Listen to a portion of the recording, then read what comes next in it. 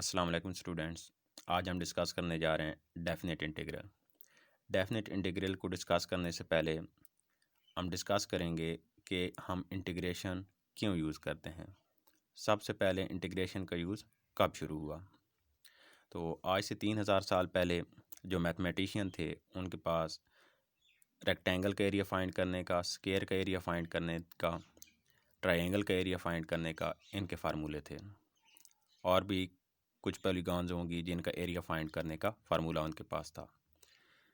अब आपके पास ये जितनी भी शेप्स हैं ये स्ट्रेट लाइंस को आपस में जॉइन करने से बनती हैं। मतलब कि स्ट्रेट लाइंस से अगर कोई शेप बनती थी तो उसका वो एरिया इजीली फाइंड कर लेते थे। अगर आपके पास कोई इन तीनों में से या जिसका फार्मूला नहीं पता था वो भी शेप बन रही होती थी तो वो क्या करते थे, उसको डिवाइड करते थे स्क्वायर की फॉर्म में या फिर उसे रेक्टेंगल की फॉर्म में डिवाइड करके उसकी छोटी छोटी स्क्वायर और रेक्टेंगल की शेप्स बना के उन सब का एरिया फाइंड करके उनको आपस में सम कर देते थे। तो इस तरह उनके पास उस जो शेप होती थी उसका एरिया आ जाता था। लेकिन मैथमेटिशियन को मुश्किल तब पेश आई जब उनके पास एक कर्व शेप आई कि अब हम जो कर्व शेप है उसका एरिया कैसे फाइंड करें। स्ट्रेट साइड से तो जो आपके पास फिगर बनती थी उसका एरिया तो वो फाइंड कर लेते थे, लेकिन जब कर्व शेप आई, ठीक है, आप देखते हैं बहुत सी जो होती हैं शेप्स वो क्या होती हैं, कर्व की फॉर्म में होती हैं, तो उसका एरिया कैसे फाइंड करना है। ठीक है, तो वहाँ पे उनको मुश्किल पेश आ रही थी। तो आइए इसकी हम एक एग्जांपल देखते हैं। जी, तो यहाँ पे एक मैंने फंक्शन ड्रा कर दिया है, एक जो आपके पास कर्व शेप है वो मैंने ड्रा कर दिया है। आप जानते हैं कि ये आपके पास क्या है, एक कर्व है, स्ट्रेट लाइन नहीं है। तो इसका एरिया वो कैसे फाइंड करते थे, क्योंकि यहाँ पे डायरेक्ट कोई फार्मूला नहीं है कि हम इसका एरिया फाइंड कर सकते। अब हम यहाँ पे इनडेफिनेट इंटीग्रल और डेफिनेट इंटीग्रल का कॉन्सेप्ट भी डिस्कस कर लेते हैं। अगर आपको ये जो सारी कार बन रही है, ठीक है, ये सारी जहाँ तक भी जा रही है अप टू सो ऑन और इधर भी अप टू सो ऑन, इस सारी कार के अंडर जो एरिया आ रहा है वो फाइंड करना हो तो उसके लिए हम इनडेफिनेट इंटीग्रल यूज़ करते हैं। लेकिन अगर हमको यहाँ पे बाउंड कर दिया जाए कि आप जो है 1 से लेकर 3 तक जो इसके अंडर एरिया आ रहा है ये वैल्यूज पुट करने से इनके दरमियान इस इंटरवल में वो एरिया फाइंड करें तो उसको हम क्या बोलेंगे, डेफिनेट इंटीग्रल बोलेंगे। जी, तो इसको हम मैथमेटिकली किस तरह लिखते हैं। अगर आपके पास इनडेफिनेट इंटीग्रल हो तो आप उसको इस तरह लिखते हैं, F of x d x. इसमें आपके पास कोई लिमिट नहीं है, आपको बाउंड नहीं किया गया, आपने होल जो फंक्शन है जो सारी कर्व है उसका एरिया फाइंड करना है जो उसका अंडर आ रहा है। डेफिनेट इंटीग्रल के लिए आप क्या करेंगे, उसके लिए आपको एक न एक कुछ ना कोई लिमिट पुट करना पड़ेगी, a to b f of x d x. तो इसमें आपको एक बाउंडेड एरिया का जो है बाउंडेड आपको बाउंड कर दिया जाता है, ठीक है, उसके दरमियान जो एरिया आ रहा होता है वो आपने फाइंड करना होता है। अब यहाँ पे ये जो मैंने फंक्शन ड्रा किया है, इसकी कर्व ड्रा की है, ये फंक्शन हमारे पास है 1/2 एक्स स्क्वायर। अब आपने ए टू बी मतलब कि यहाँ से 1 से लेकर 3 तक हमारे पास जो इंटरवल है इसमें जो एरिया आ रहा है कर्व के अंडर वो हमने फाइंड करना है। इसका मतलब ये है कि हमने 1 to 3 F of x d x find करना है जो कि इक्वल है 1 to 3 F of x is 1/2 x square into D x के। ये हमने एरिया फाइंड करना है। तो सबसे पहले जो उन्होंने मेथड इसके लिए इख्तियार किया उसको हम बोलते हैं मेथड ऑफ एग्जॉस्शन, ठीक है, जिसका मतलब है कि एक थका देने वाला प्रोसीजर।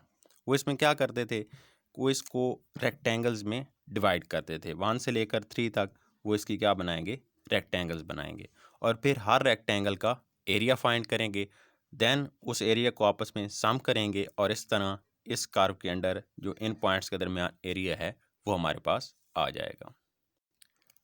जी बेटा, तो मैंने यहाँ से 1 से लेकर 3 तक इसको डिफरेंट रेक्टेंगल्स में डिवाइड कर दिया है। स्मॉलर से स्मॉलर मैंने यहाँ पे रेक्टेंगल्स बनाई हैं। अगर मैं यहाँ पे इनको और स्मॉलर करूँ, ठीक है, यहाँ पे और रेक्टेंगल्स बना दूँ तो जितनी ज़्यादा रेक्टेंगल्स होंगी उतना जो हमारा आंसर है वो एक्यूरेट आएगा। तो यहाँ पे मैंने 1.5, 2.5, ठीक है, इसके लिए भी यहाँ पे लाइंस ड्रा की हैं। जितनी ज़्यादा रेक्टेंगल्स होंगी उतना आंसर क्या आएगा, एक्यूरेट आएगा इस मेथड से। नेक्स्ट यहाँ पे आपकी बुक में तो नहीं है, मैं आपने ये जो एग्जांपल ली है ये आपकी बुक से ली है ताकि आपको समझने में आसानी हो, ठीक है। इस तरह आप जो है वो इनको रेक्टेंगल्स की शेप में बनाते जाएंगे, ठीक है।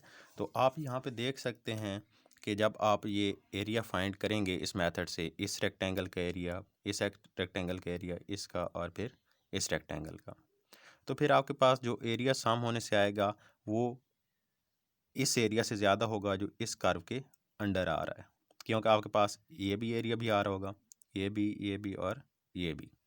तो इसके लिए उन्होंने बड़ी लेंथी प्रोसीजर सारा किया हुआ है, ठीक है।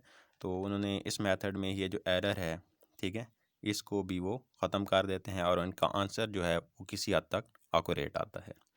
लेकिन अगर आप देखें पेज नंबर 152 और 153 पे जहाँ पे एग्जांपल गिवन है, तो ये आपके पास area under the curve find करने का काफ़ी लेंथी मेथड है।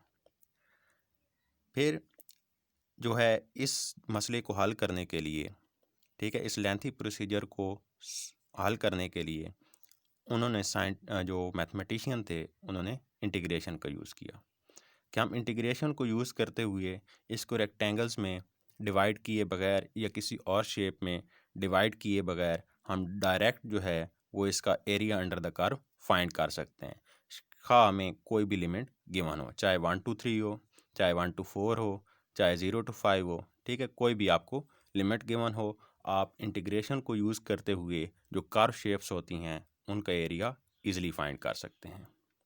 तो अब यहाँ पे हम इंटीग्रेशन को यूज़ करते हैं इस एग्जांपल में और देखते हैं कि हम कितनी इजीली जो है वो इसका एरिया फाइंड कर सकते हैं।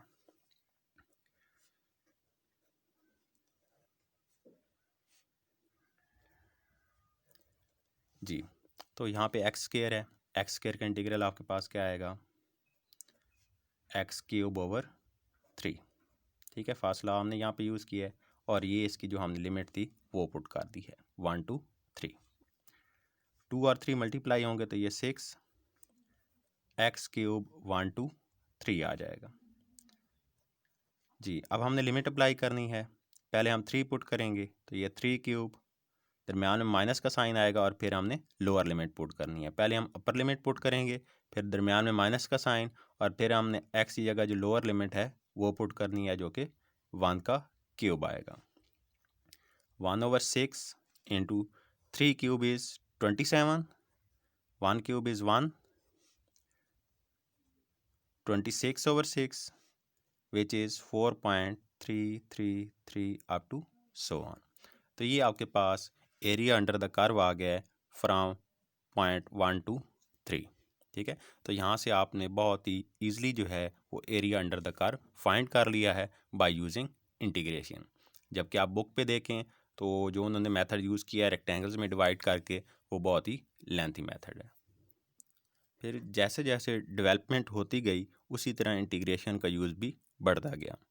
इंटीग्रेशन को हम वॉल्यूम फाइंड करने के लिए, मोमेंट ऑफ इनर्शिया फाइंड करने के लिए, और अगर आपको एक्सेलरेशन गिवन है तो वो उससे हम वेलोसिटी फाइंड कर सकते हैं, और अगर वेलोसिटी गिवन है तो इंटीग्रेशन से हम जो उसका है डिस्प्लेसमेंट वो फाइंड कर सकते हैं, और अगर आपको स्पीड गिवन है तो आप इंटीग्रेशन को यूज़ करते हुए डिस्टेंस फाइंड कर सकते हैं।